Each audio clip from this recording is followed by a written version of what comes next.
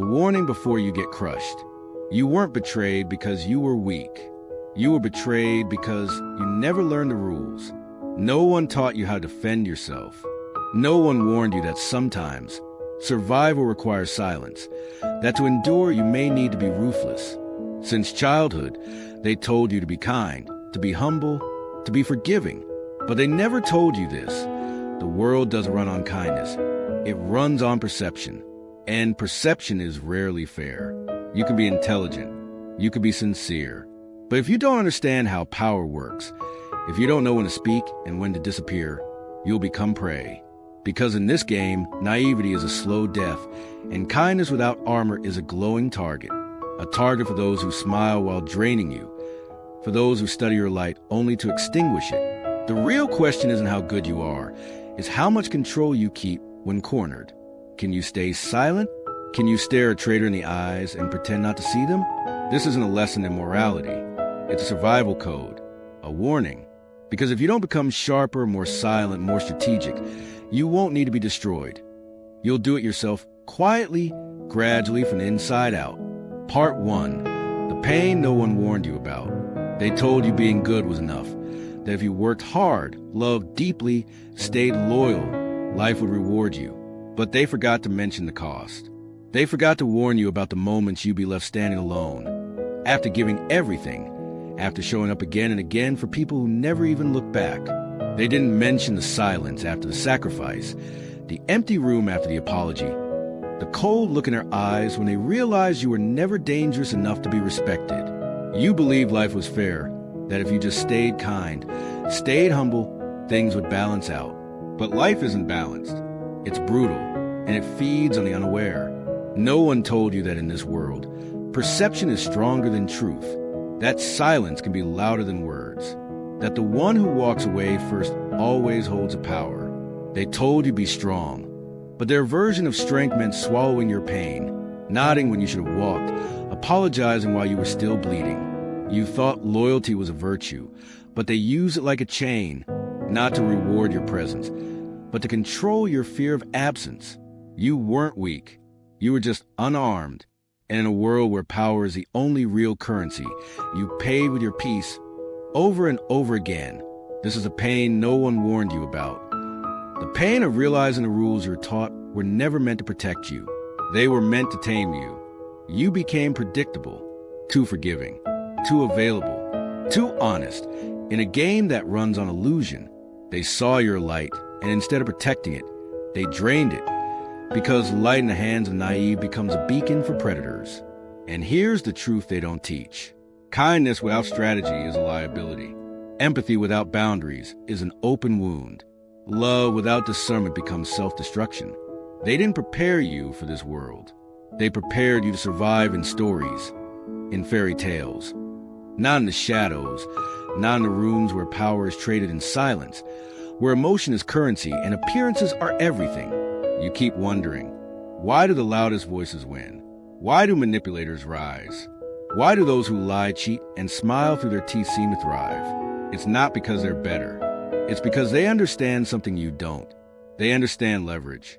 They understand how to make people feel, how to bend perception, and most of all, how to protect their energy like it's sacred. And you keep giving yours away. Not because you're weak, but because no one taught you how to hold it. This world doesn't crush the strongest. It crushes the unaware. It rewards those who can detach, who can sit in the fire and not flinch, who can smile and still walk away. So if you're hurting, if you're confused about why they leave when you need them most, why your loyalty isn't returned, why your kindness gets overlooked, this is why. You were taught how to love, but not how to protect yourself while loving. You were taught how to give, but never when to stop. And now it's time to learn the part they left out, the part Machiavelli knew. In a world of masks, you must become a mirror, reflect, reveal nothing, and let their nature expose itself. Because power, real power, is never given. It is taken, silently, strategically, without apology. Part 2, the emotionless one always wins. They told you feeling deeply makes you human, that wearing your heart on your sleeve is brave, that emotional honesty is strength. But the world doesn't reward vulnerability. It studies it, and then it exploits it. You think people respect your openness? They don't. They observe it. They track your reactions. They watch where you flinch, where you break, what makes you bleed, and one day they use it, not because they're evil, but because power requires leverage, and your emotions gave them a map. The person who wins in this world is not the loudest, not the strongest, but the most emotionally disciplined, the one who can feel everything but show nothing, because emotions in the wrong hands are currency for thieves. And you've been handing out riches for free. They told you to speak your truth, to show your pain, to let yourself feel, but they never mention the cost. Because once you reveal your wounds, you're no longer mysterious. You're no longer a threat. You're predictable. You're accessible. You're controllable. The emotionless one isn't cold. They're calculated. They don't react. They respond. There's a difference. Reaction is impulsive. It leaks your power. Response is deliberate, measured, deadly when necessary. But you've been too focused on being understood. You forgot not everyone deserves to understand you. You think your tears show courage? That your softness will earn mercy? It doesn't. It signals permission.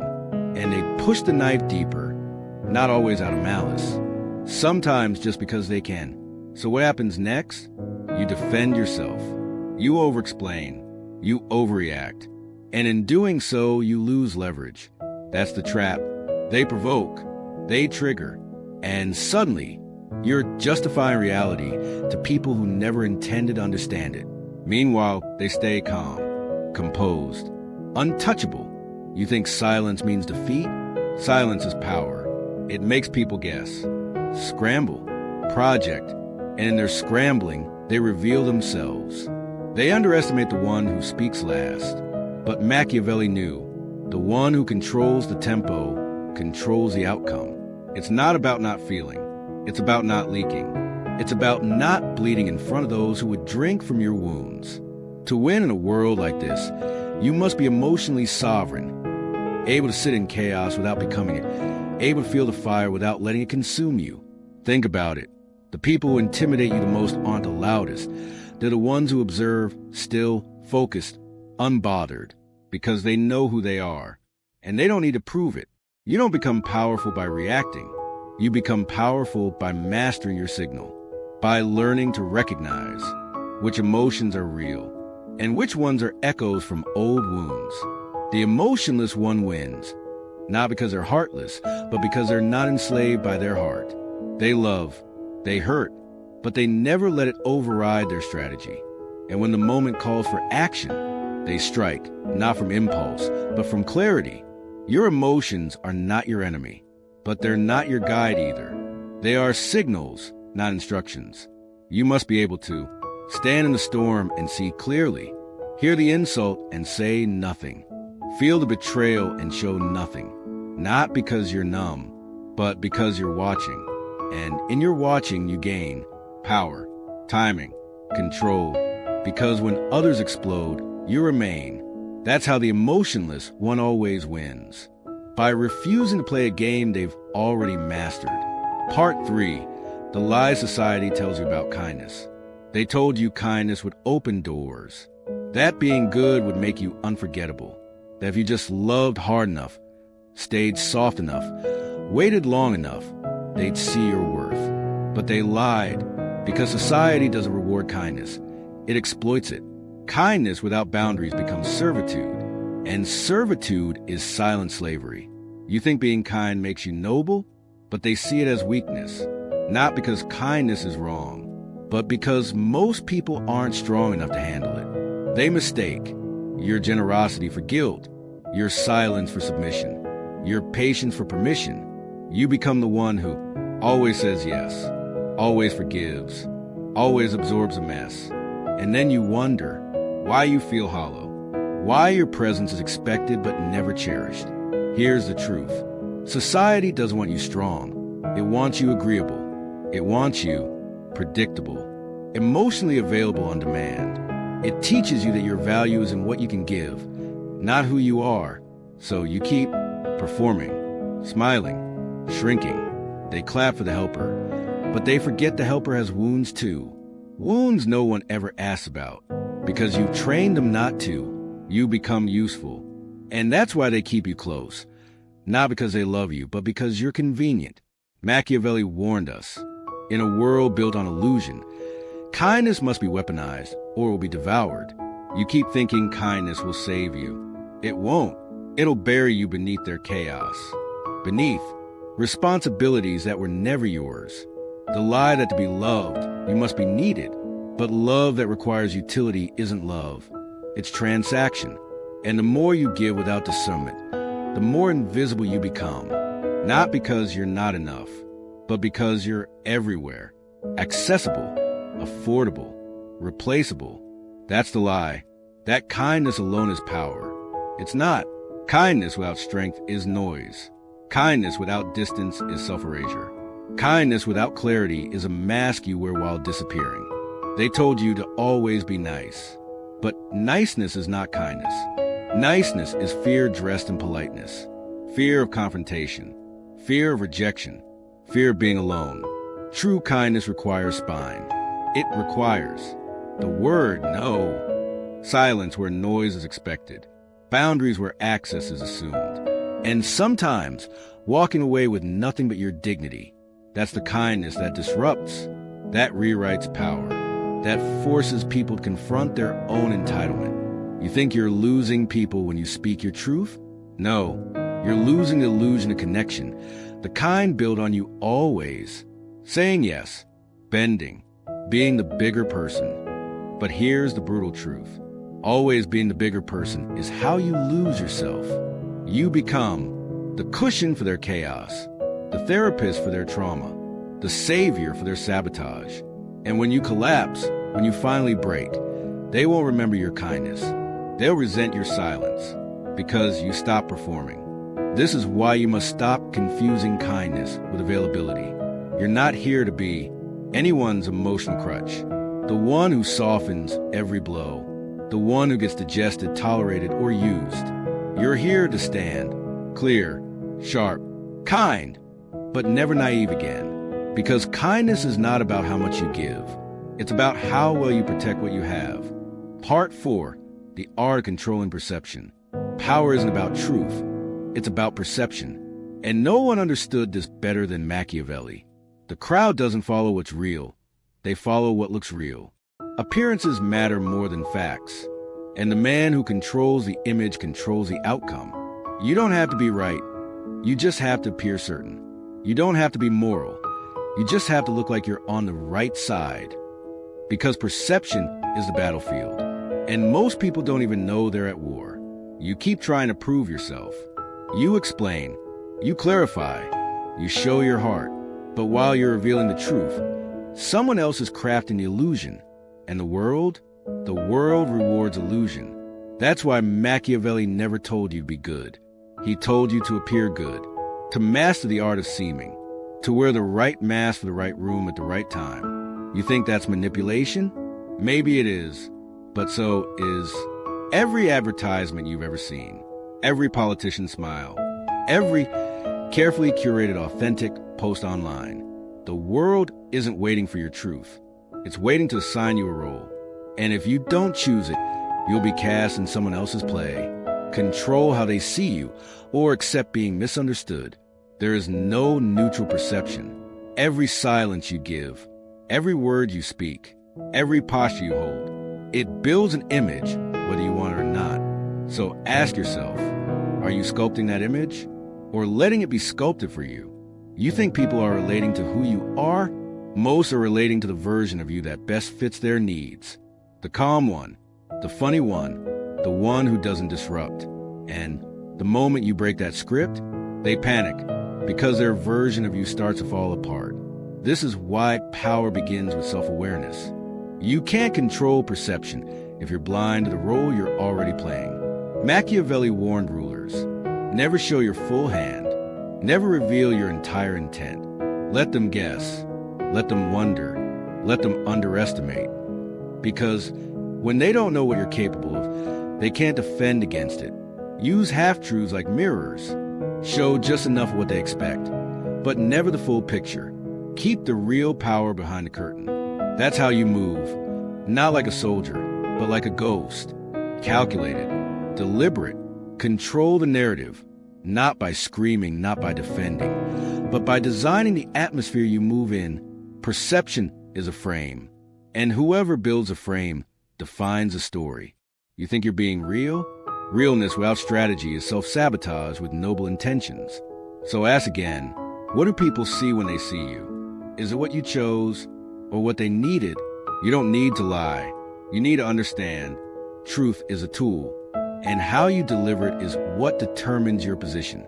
Because in the end, it's not the truth that changes the world. It's who controls the lens that truth is seen through. Part 5. Why loyalty is an illusion. You were taught to value loyalty, to stand by others, to believe in bonds that last. But loyalty in its pure form is rare. And more often than not, it's a lie, because people aren't loyal to you. They're loyal to their needs. And the moment you no longer serve those needs, the bond breaks. It's not betrayal. It's business. It's instinct. It's survival. You think loyalty means permanence? In this world, loyalty is a contract written in disappearing ink. It holds until it doesn't. And when it ends, you'll be the last to know. Machiavelli warned, men are fickle. As long as you give them comfort, hope, advantage, they'll call you king. But take one thing away, and the same people who praise you will turn without hesitation. That's not pessimism. That's realism. You gave your heart. They gave you conditions. You gave loyalty. They gave you convenience. And when things got uncomfortable, they disappeared. Because most people don't love you. They love how they feel around you. They love the version of you that caters, listens, fixes. And when that version fades, so do they? You think it hurts because it's unfair? What really hurts is realizing you built your world on assumptions. That if you were good, you'd be safe. That if you were loyal, you'd be loved. But loyalty untested is fantasy. Only pressure reveals truth. Only loss reveals alignment. Look around. How many stayed when you had nothing left to give? How many chose you when you weren't performing? How many loved you? Not the version they benefited from, but the one beneath the roles. Loyalty isn't measured at your peak. It's measured in your fall. And most people vanish before you hit the ground. So stop betting your soul on the myth. Confusing shared history with shared future. Calling it loyalty when it's just habit, obligation, or comfort. True loyalty is rare, and it's quiet. It doesn't need applause. It doesn't need titles. It doesn't need your destruction to prove it exists. But most of what you call loyalty was dependency in disguise, control wrapped in affection, manipulation sold as support. And if you don't learn to see it, you'll keep handing your trust to people who only know how to hold you when it's easy. Machiavelli never taught you to expect loyalty. He taught you to manage it, to reward it when it appears, to test it before you trust it, to never build your castle on ground that hasn't been shaken. Because if loyalty hasn't been tested, it's not loyalty, it's potential. And you can't build strategy on potential, only on proof, only on patterns, only on pressure. So what do? You stop expecting permanence. You stop needing guarantees. You start watching patterns instead of promises.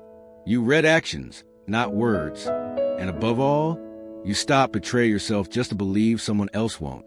Loyalty should never cost your boundaries, demand your silence, require you to erase yourself. Because loyalty that asks for your soul isn't loyalty. It's ownership. And you don't belong to anyone. Part 6. How not to get crushed. If you don't build your own strategy, you'll be used in someone else's. And if you don't learn the rules of this game, you'll keep losing to people who do. It's not enough to be aware. You have to be prepared. Because in a world driven by control, passivity is suicide. So how do you stop getting crushed? You stop waiting for fairness, begging for decency, thinking the world owes you kindness just because you offer it first. You don't get crushed because you're not good enough. You get crushed because you were never trained to protect yourself. So the first step is to unlearn the belief that love equals self-sacrifice. Silence earns respect.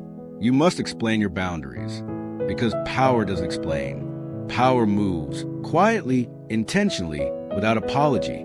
You want to stop being the one who gets left behind? Then stop being the most available, the one who breaks first, the one who needs to be understood before acting. You don't need validation. You need clarity. You don't need more people to like you.